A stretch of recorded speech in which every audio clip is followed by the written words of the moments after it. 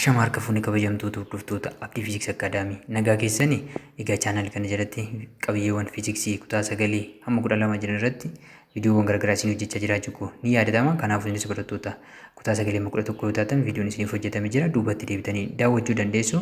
Barattoota kutaa 12 yoo taatan kutaan jalqabaa qabiyyee kana yookiin immoo kutaan jalqabaa boqonnaa tokko jira waan ta'eef isa daawwadhaan isiniin jedha. Channelicha subscribe waan godhin subscribe like share gochuu hin dagatiin. Sababni isaas waan baay'ee irraa fayyadamtu akkasumas anaan ni jajjabeessitu jechuudha.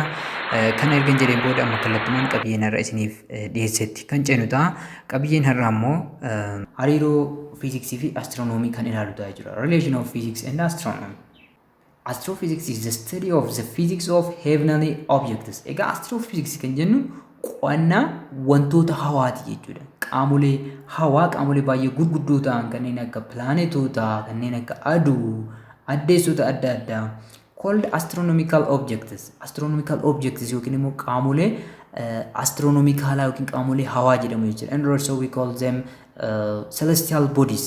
Yeroo itti jennuutti illee ni jira jechuudha.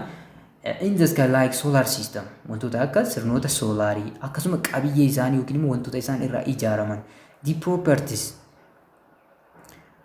amaloota birth dhaloota yookiin uumama life jireenya akkasuma yeroo baduu yookiin immoo du'a urjiileellee ni qo'ata jechuudha. Interstellar gas gaasiiwwan urjiilee gidduu jiran, dust dhukkeewwan urjiilee gidduu jiran, galaxies and clusters of galaxies gaalaaksootaa fi tuuta yookiin gurmiilee gaalaksii, and finally the study of the universe as a whole. Egaa waliigalatti waa'ee hawaa guutuusaa kan qoratu astrophysics jennee waamna jechuudha. So astrophysics kanaaf yookiin immoo astronomiidhaaf dammee fiiziksii keessaa kan gahee isaa ba'atu kam yookiin immoo kan itti fayyadamnu isaan kam akka ta'an as keessatti kan ilaallu ta'a jechuudha. Newton's law of motion and astronomy. Seerota sochii Newtonii fi astronomy. Seerri sochii Newton astronomiidhaaf maal gumaache kan jedhu as keessatti ilaalla jechuudha. Newton's law of gravitation is used to describe the motion of the moon around a planet and the motion of the planets around the sun. Egaa sochii walakkisaa Newton kuni maal ibsuu nu fayyada jechuudha. Akkamitti addeessonni yookiin ji'oonni pilaanetoota irra akka naanna'anii fi pilaanetoonni immoo aduutti akkamitti akka naanna'an ni ibsa jechuudha. Kuni sirna gaalaksii keenyaa keessatti jechuudha. Pilaanetoonni aduutti kan naanna'an sirna gaalaksii Milky Way keessatti. Exoplanets kan jedhamas immoo yeroo dhiyoo kana argamaa jiru jechuudha. Isaan immoo urjii biraatti naanna'u jechuudha. Urjii fakkeenyaaf urjiin pilaanetoonni gaalaksii Milky Way keessa jiran itti naanna'an san jedhamti yookiin aduu jedhamti.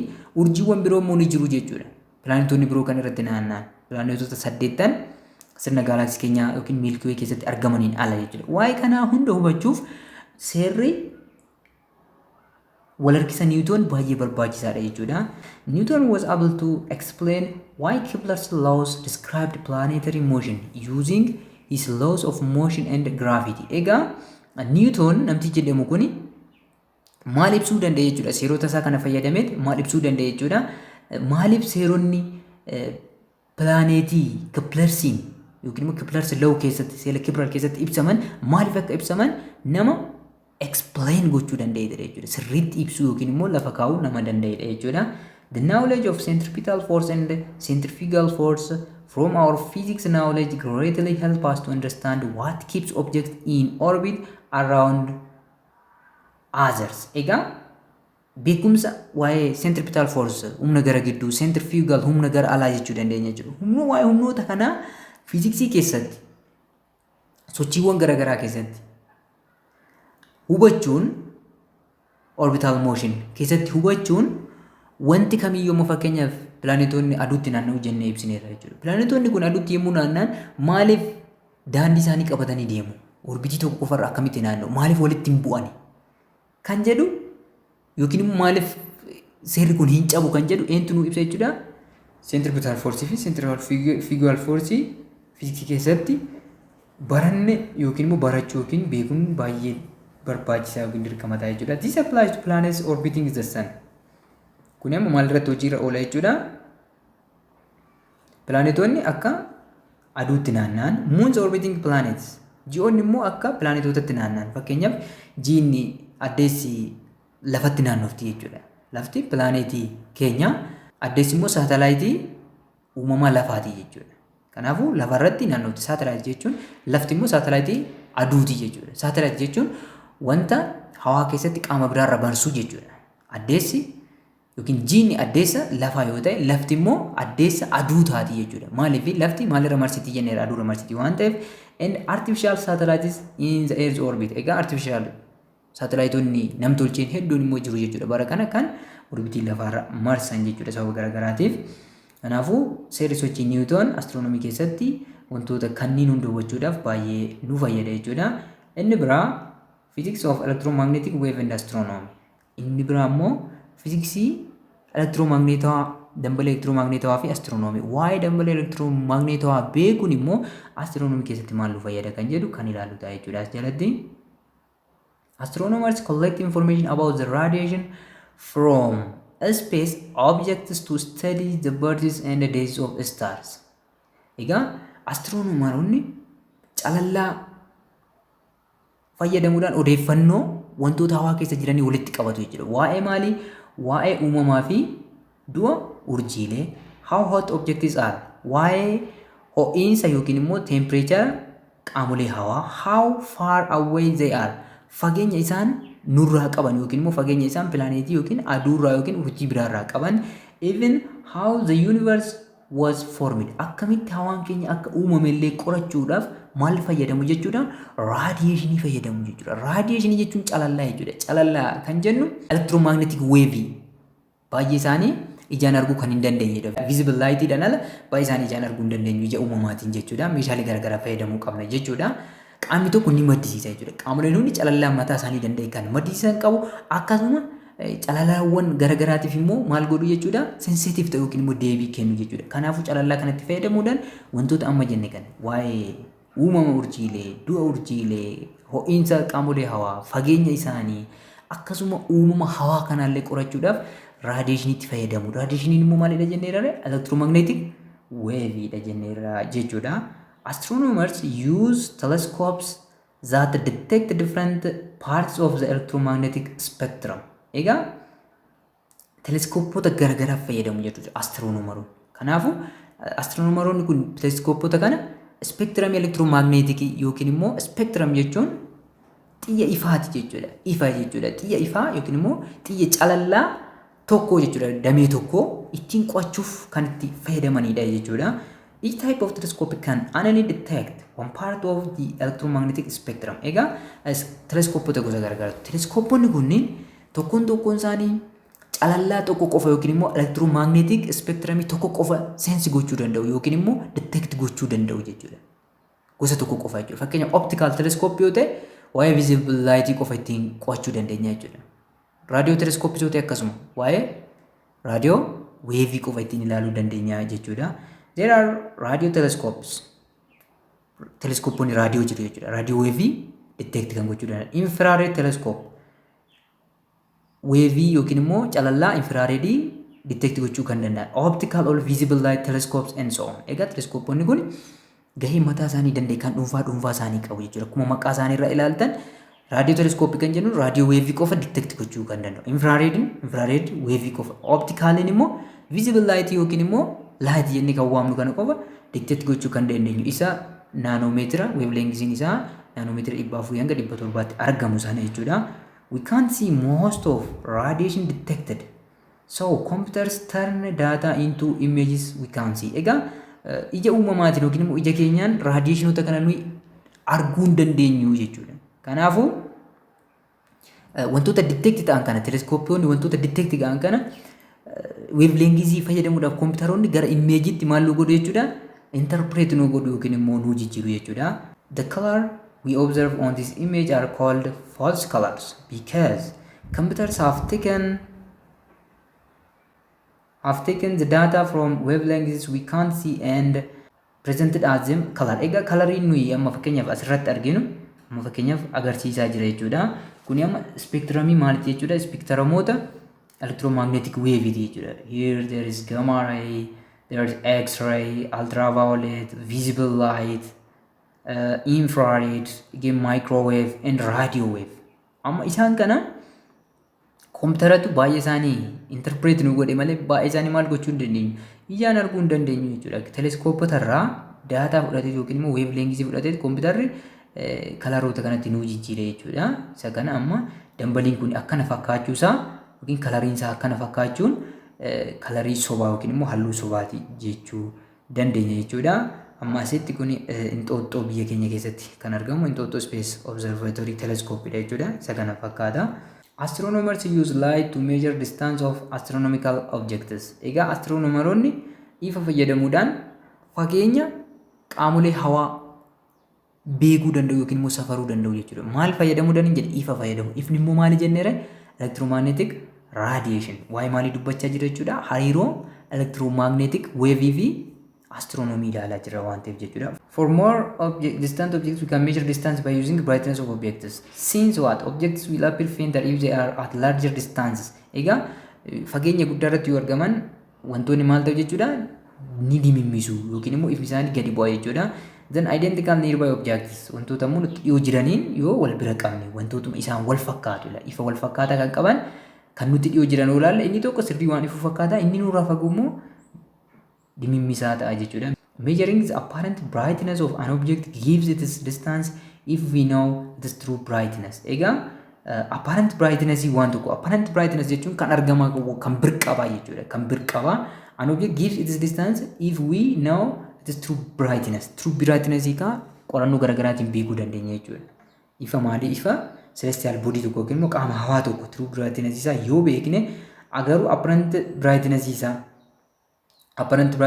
immoo fakkeenyaaf meeshaalee gara photometry waan jedhamu jira. Photometry keessatti meeshaa photometer jedhamuun safaruu dandeenya jechuudha. Apparent brightness isaa true brightness isaa immoo beekuu qabna jechuudha. Ifa sirrii isaa jechuudha. Then this apparent brightness and true brightness over distance square have direct proportionality. Egaa hariiroo sirrii waliin qabaatu jechuudha. Hariiroo sirrii waliin qabaatu jechuudha. Egaa proportionality amma kun ifa birqabaati jechuudha. Ifa birqabaa waan ta'een wal bira qabne yommuu ilaalluudha.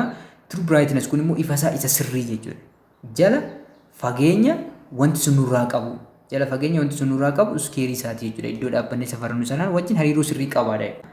This known as the universe square law of apparent brightness. The true brightness also known as luminosity. Egaa true brightness yookiin ifa sirrii kan jennuun kun luminosity jechuu ni dandeenya jechuudha. Luminosity.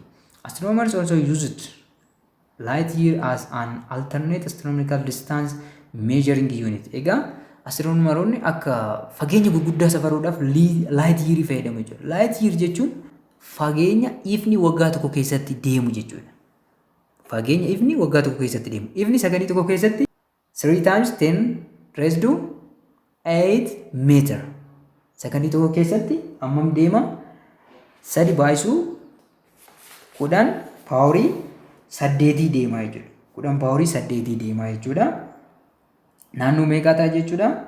Naannoo meetira miliyoona 300 deema jechuudha. Yommuu kiloomeetiratti jiru meeqa ta'a jechuudha? Naannoo kiloomeetira 300 ta'a jechuudha. Sakandii tokko keessatti. Sakandii tokko keessatti naannoo kiloomeetira 300 deema jechuudha. Daqiiqaa tokko keessatti meeqa? 60 baay'isa. Naannoo miliyoona 18. Akkasitti shallagdanii fageenyi ifti waggaa tokko keessatti deemu light year tokkoon yookiin immoo waggaa ifaa wajjinuu walqixa ta'a yookiin bara ifaa wajjinuu walqixa ta'a jechuudha. Isa kana fakkaata jechuudha. Elektiromagneetikii fi hariiroon astiroonomii qaban inni itti aanu hariiroo fiziksiin atomaa fi astiroonomii waliin qaban kan ilaallu ta'a jechuudha. Physics of atoms and astronomy.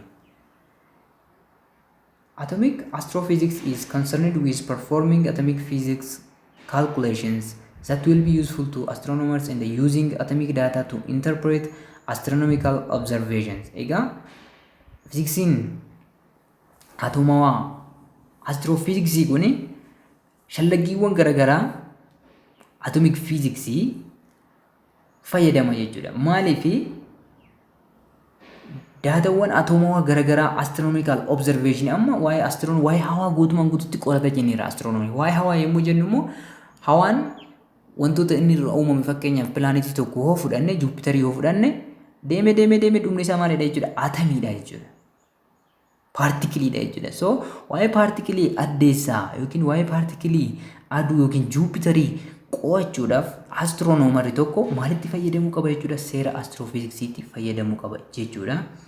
The astronomers analyze information about a particular object comes through the light that it emits, and this light arises through atomic transitions. Egaa madda odeeffannoo astiroonoomara tokko ifa yookiin immoo raadiyeeshinii qaamni tokko gallakkisu qofaadha jechuudha. Astronomical objects kan jennu they are far from us, nurraa baay'ee fagootti argamu jechuudha. Garuu informationii astiroonoomari qabu tokko maal jedha? Raadiyeeshinii qaamni suni gallakkisu, ifa inni gallakkisuudha jechuudha. Ifni sun immoo atomic transitionidha. Transition yookiin daddarbiinsa atomawaatiin maal ta'a jechuudha? Guddata yookiin immoo ilaalama qoratama jechuudha. Kanaafuu atomic physiksiin baay'ee nu barbaachisa jechuudha. Asittis the physics that explains emission and absorption of radiation is closely related to the structure and energies of individual atoms that form the astronomical objects.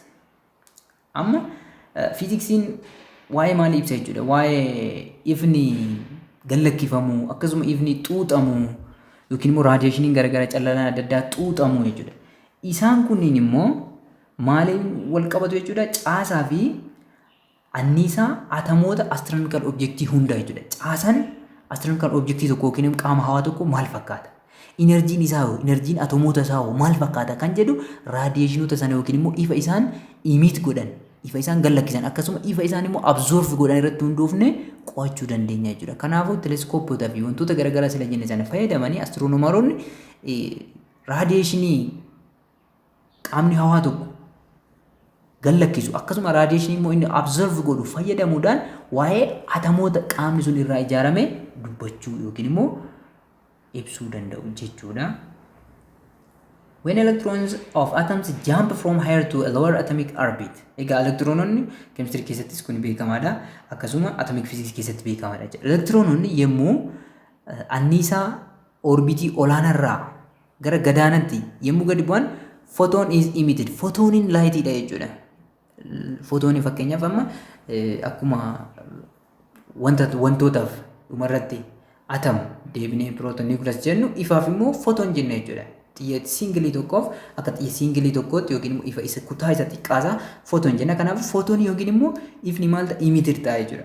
Photon is absorbed if electrons jumps from lower electron orbit to higher electron orbit. Egaa akkuma kanoo asirratti argitan amma yoo elektiroononni fakkeenyaaf sheelii inni number 3 kanarraa number 2tti yommuu gadi utaalu lower high energy irraa lower energy yoo gadi utaaltu maal ta'a? Photoniin emit ta'a jechuudha. Ifni maal ta'a jechuudha? Ni gallakkifama. Yoommoo inni number 2 kanarraa number 3tti immoo elektiroonni utaaltu ifti maal ta'a jechuudha? Absorb ta'a, energy barbaada jechuudha. Humna guddaa asitti energy gallakkisu number 3 irraa number 2tti yoo utaalan energy maal godhu jechuudha? Ni gallakkisu. Kanaaf ifa maal godhu? Ni gallakkisu jechuudha. Asitti immoo ifa maal godhu jechuudha? Absorb godhu yookiin immoo energy absorb godhu jechuudha. The emission and absorption of radiation depends on the characteristics of individual atoms. Egaa gad lakkifamuunii fi xuuxamuun calallaa kun maal irratti hundaa'a jechuudha? Amala dhuunfaa atomii irratti hundaa'a jechuudha. And it helps to measure something about the compositions. Kanaafuu waa'ee gad lakkifamuu fi xuuxamuu calallaa ifaa yookiin immoo ifaa irratti hundoofne qaamni tokko maalirraa akka ijaarame, waa'ee tempereechara isaa akkasuma waa'ee sochii urjiilee dubbachuu dandeenya. In the interstellar matter, atoms are heated by nearby stars. Egaa urjiilee gidduutti yookiin immoo wantoota urjiilee gidduutti argaman keessatti atomoonni urjiilee isaanitti dhiyoo jiranii maal ta'u jechuudha? Ni ho'u. This results in knocking of electrons to higher energy orbits. Egaa kun immoo maaliif sababa ta'a jechuudha? Elektiroononni orbiitii isa guddaa yookiin immoo sheelii anniisaa olaanaa maal godhu jechuudha? Ni rurrukutu yookiin tasgabbaa'ina dhoowwu jechuudha. Then sheeliin anniisaa olaanaa kun tasgabbaa'ina yommuu dhabu, these electrons fell down to lower energy. Egaa amma elektiroonni kunneen sababa ho'iinsaatiin anniisaa olaanaa irratti yommuu tasgabbaa'ina dhaban maal ta'u jechuudha? Tasgabbaa'ina barbaacha gara lower energy tti gadi utaalu yookiin immoo gadi bu'u jechuudha. Yeroo kana orbit is emitting light of precisely the wavelength that corresponds to the energy change between the two orbits. Egaa immoo kana amma elektirooniin sublevelii energy olaanaa irratti yommuu tasgabbaa'ina dhabanii gad utaalan laayitiin maal ta'a jechuudha. Laayitiin yookiin immoo enerjiin bifa laayitiitiin maal ta'a jechuudha? Emit ta'a jechuudha. Inni kun maaliif walqixa ta'a jechaa jira? Wavelengths that corresponds to the energy change between the two orbits. Egaa jijjiirama energy orbitoota lama gidduu jiru. Orbitoota lama yookiin immoo sublevelii lamaan san gidduu jiru wajjin maal walqixa ta'etu utaalaa jechuudha. Ifni suni wavelengthiin isaa kan isaa walqixa ta'e jechuudha. Kanaafuu fakkeenyaaf amma waa'ee wavelengthii dubbanna, waa'ee electromagnetic radiation dubbanna waan ta'eef waa'ee isaanii irratti waa'ee ifaati jechuudha. Saffisni ifaa immoo beekamaadha. Saffisa ifaa ni beekna taanaan wavelengthii isaa fayyadamnee waa'ee wanta sanaa ilaaluu dandeenya jechuudha. The nature of the emitted light depends on the temperature. Egaa uumamni ifaa gallakkifamu suni maal irratti hundaa'a jechuudha? Temperature wanta sanaa, wanti sun ni ho'a jenneerra. Ho'i temperature sanii baay'ee murteessaadha jechuudha.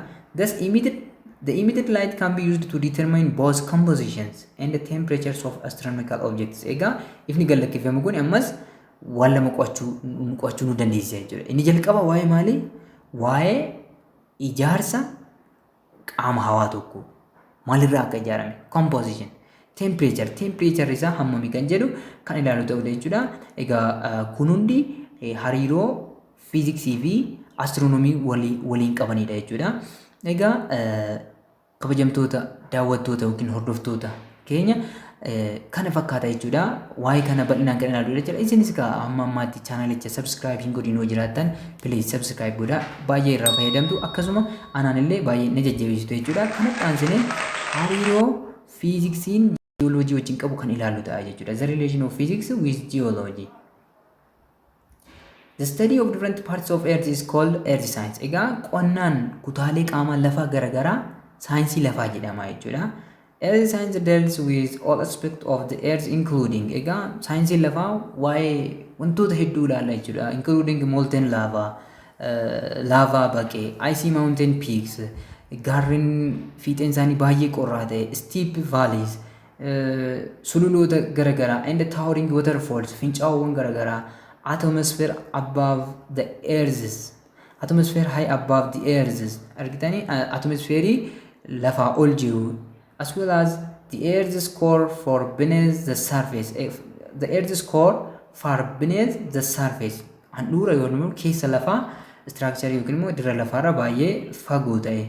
Geology is a branch of earth science that studies the solid and liquid matter that makes up earth and the different processes on these matters. Egaa geologiin kun immoo damee saayinsii lafaati jechuudha. Damee saayinsii lafaa ta'ee waa'ee maalii qo'ata jechuudha? Waa'ee qaama jajjaboo fi qaama dhangala'oo lafa uuman. Akkasumas adeemsota wantoota kanaa qo'ata jechuudha. Qaama jajjaboo fi qaama dhangala'oo lafa uuman. Egaa qaamni jajjaboo fi qaamni dhangala'oo kanarraa uumame jechuudha lafti keenya. Waa'ee kana waa'ee qaama jajjaboo fi qaama dhangala'oo lafa uumanii kanaa fi adeemsa isaan keessa darban hunda kan qo'atu maalidha jechuudha? Jiyooloojiidha jechuudha.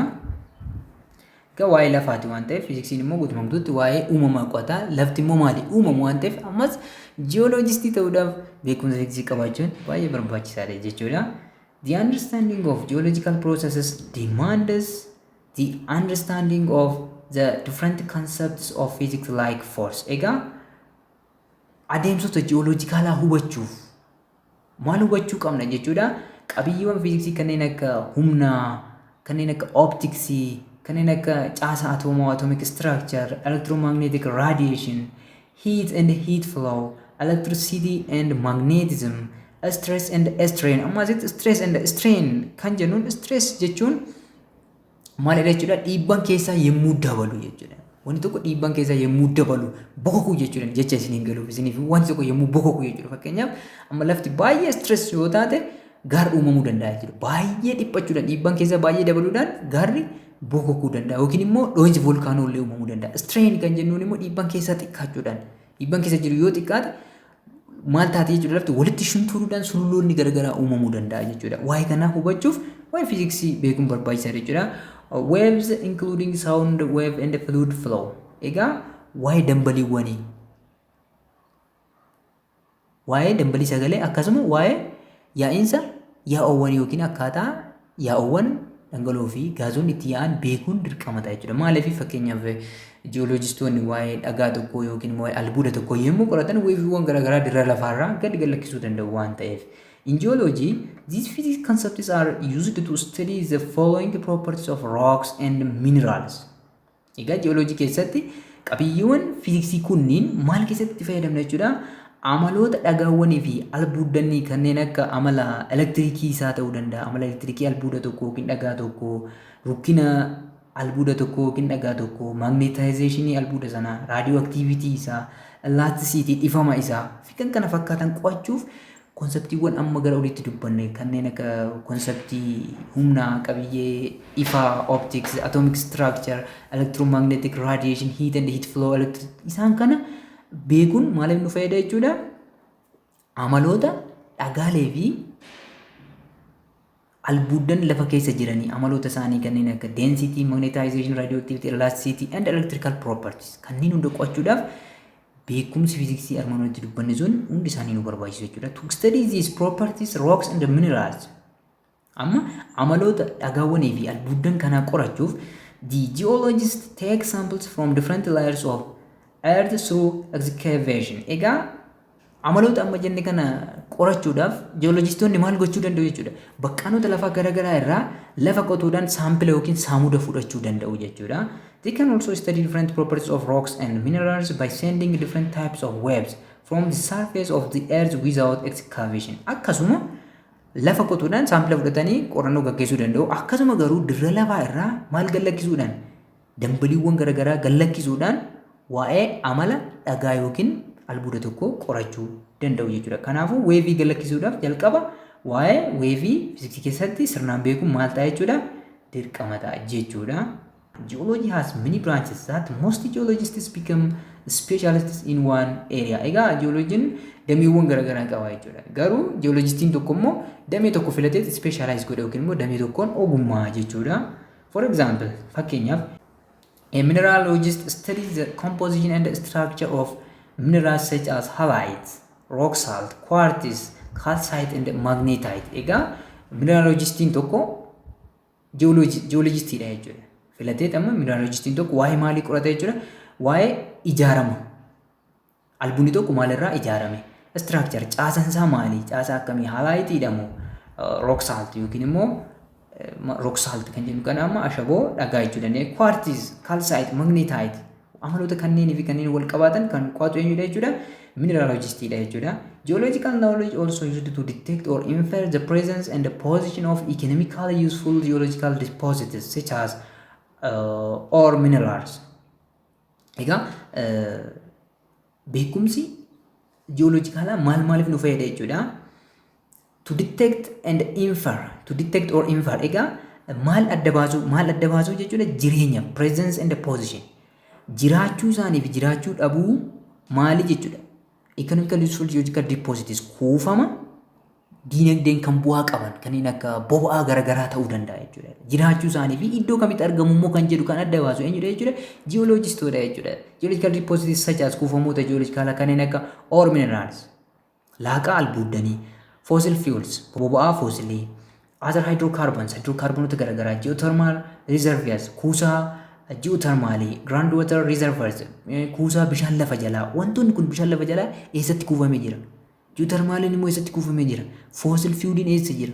Mineraalonni baay'ee barbaachisan warqee ta'uu danda'a, daayimandii ta'uu danda'a, hydrocarbonota garaagaraa kunniin eessatti argamu kan ikoonomii keessatti yookiin immoo diinagdee keessatti baay'ee fayyadan eessa akka jiran kuusan isaanii kan adda baasu eenyudha jechuudha? Jiyooloojistiidha jechuudha. Inni ittaanuu fi qabiyyeen inni xumura har'aa Physics and Engineering. Egaa isa kana ilaalletti paartii har'aa xumurra jechuudha. Physics generates fundamental knowledge that can be used by different branches of engineering. Egaa fiiziksiin maddoota beekumsaa injiinaringii keessatti dameewwan injiinaringii garaagaraa keessatti fayyadamnu kan nuuf kennudha yookiin immoo kan bu'uura nuuf ta'edha jechuudha. Like physical concepts such as mechanics.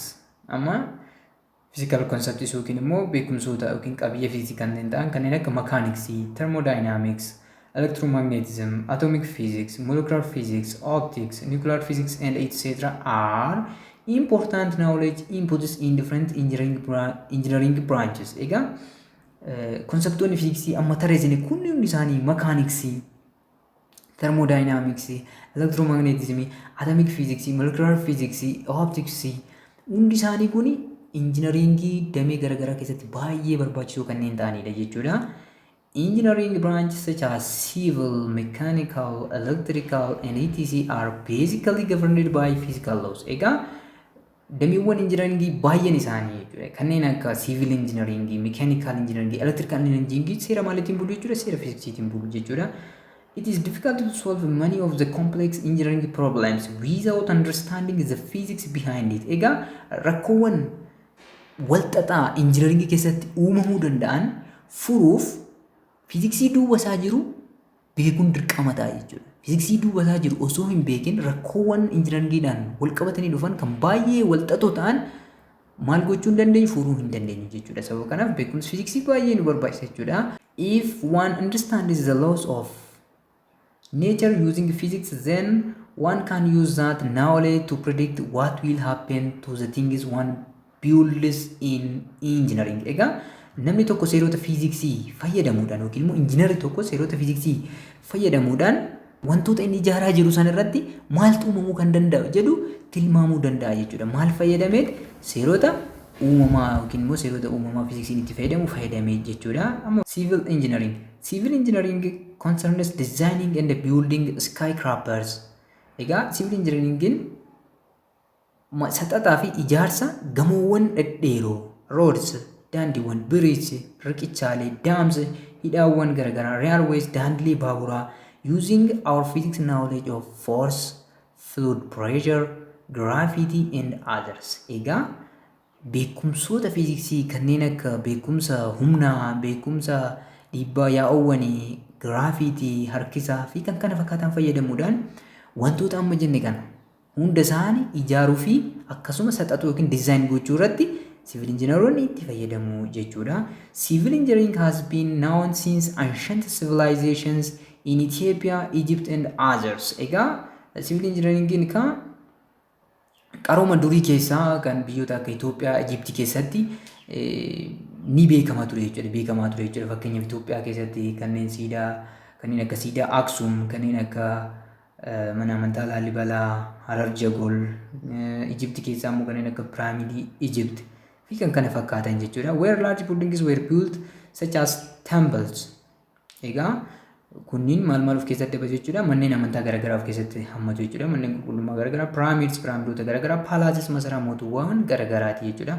However, the major change in civil engineering resulted from the development of physics, particularly after the development of laws of motion, power and energy in the 18th century. Egaa durirraa jalqabee civil engineeringin haa jiraatu iyyuu malee civil engineeringii guddina ajaa'ibaa kan agarsiise erga maalii jechuudha, erga seeronni sochii akkasuma waa'een aangoo, waa'een anniisaa erga bira ga'amanii booda jaarraa 18ffaatii booda jechuudha. Jaarraa 18ffaatii booda seeronni kun argaman, laws of motion, power, energy waa'een kun erga bira ga'anii booda civil engineeringin guddina ajaa'ibaa agarsiise jechuudha.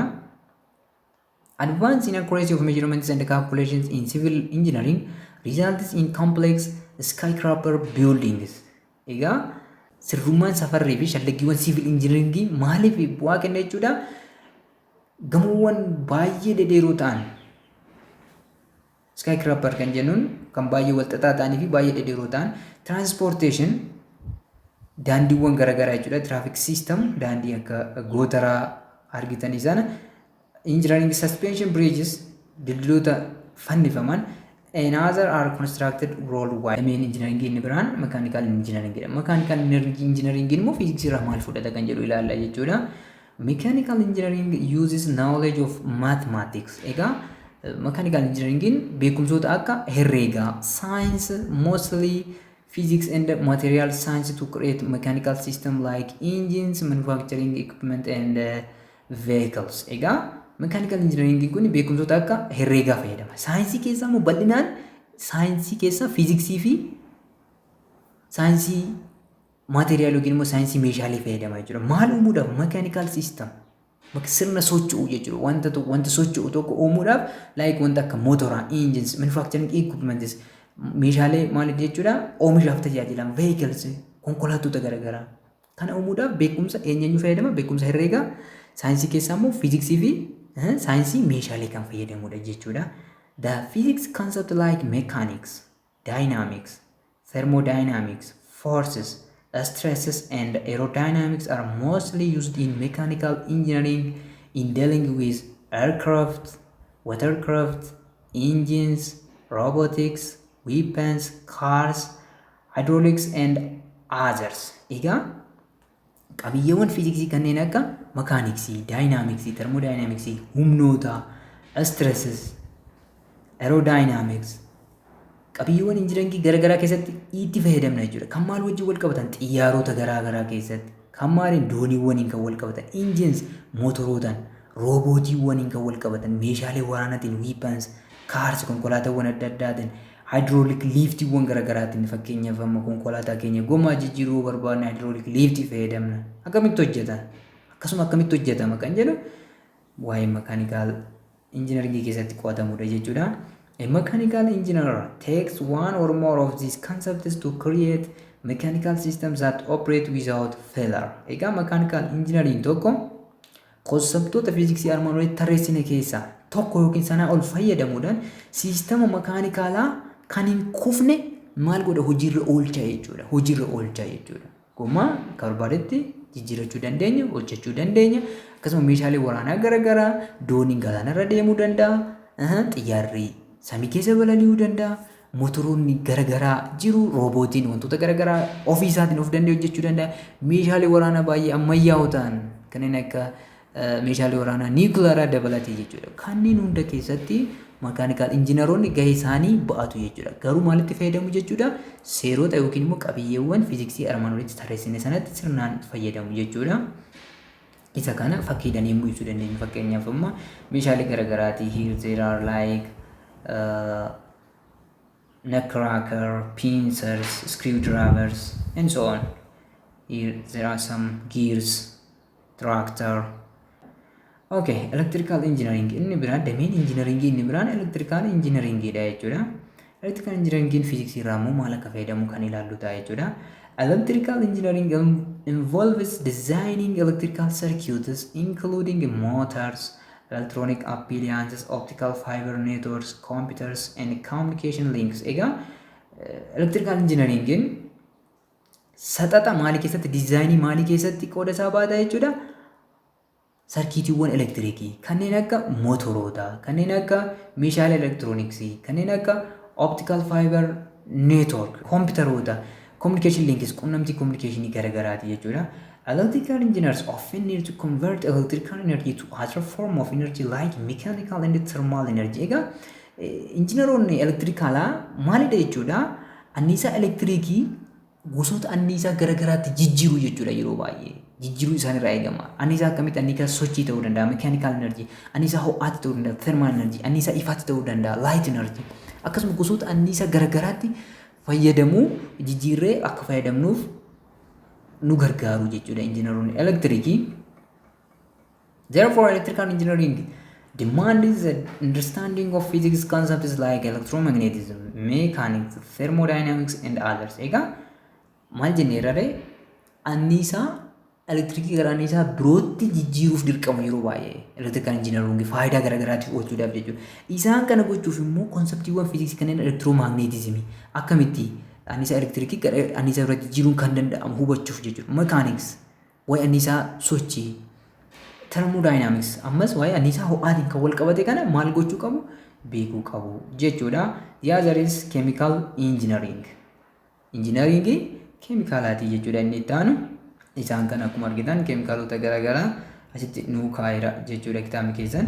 Chemical engineering involves the production of products through chemical process. Egaa chemical engineeringin waa'ee maaliiti jechuudha? Waa'ee oomishaaleeti jechuudha. Waa'ee oomishaati. Oomishaalee gama maaliitiin oomishu? Gama adeemsa keemikaalaatiin oomishu jechuudha. Keemikaalota garaagaraa fayyadamne oomisha garaagaraa oomishuu keessatti immoo gahee isaa kan baatu eenyudha? chemical engineering dha jechuudha. This includes designing equipments. Maal dabalata kun jechuudha meeshaalee garagaraa saxaxuu systems systemoota yookiin sirna garagaraa saxaxuu process adeemsa isaanii for refining raw materials and for mixing. Meeshaalee garagaraa maal gochuuf qulqulleessuuf raw materials meeshaalee dheedhii garagaraa qulqulleessuuf for mixing walitti makuuf compoundeessuuf and processing chemicals chemicalota kana process gochuuf yookiin immoo adeemsisuu yookiin itti fayyadamuuf. The laws of physical chemistry and physics govern the practicability and efficiency of chemical engineering operations. Ega seeronni physical chemistry fi physics bulchan kunneen maal jechuudha wantoota amma gara olitti dubbanne kun hojiirra oolmaa fi sirrummaa isaanii keessatti gahee isaanii kan baatanidha jechuudha. Particularly, chemical engineering requires an understanding of the physical properties of molecules, the chemical bonds between atoms, as well as the molecular dynamics which are dealt by molecular physics. Ega addatti chemical engineering maal hubannu maali barbaada jechuudha. Amala moleculeota waa'ee hidhoo keemikaalaa atomoota gidduu jiru molecular dynamics isaan kunniin hundi isaanii immoo maal jalatti ilaalamu molecular physics jalatti ilaalamu jechuudha. Isaan kana ni barbaachisa jechuudha chemical engineering keessatti. Furthermore, concepts of energy changes deriving from thermodynamic consideration are very important in chemical engineering. Itti dabalatees waa'ee jijjiirama energy keessatti anniisaan gara tokkotti akkamitti jijjiiramu yookiin anniisaan immoo ni barbaachisa moo itti dabalama moo kan jedhu hubachuuf immoo wantoota keemikaala tokko yommuu gaggeessinu waa'ee thermodynamics beekuun baay'ee barbaachisa jechuudha. Walumaa galatti qabiyyeen irraa isiniif qabadde daadessa kana fakkaata. Garuu chaanalicha subscribe, like, share gochuu hin dagatinaa. Hamma qabiyyee biraatiin wal arginutti fayyaa nagaa naaf ta'a. One love.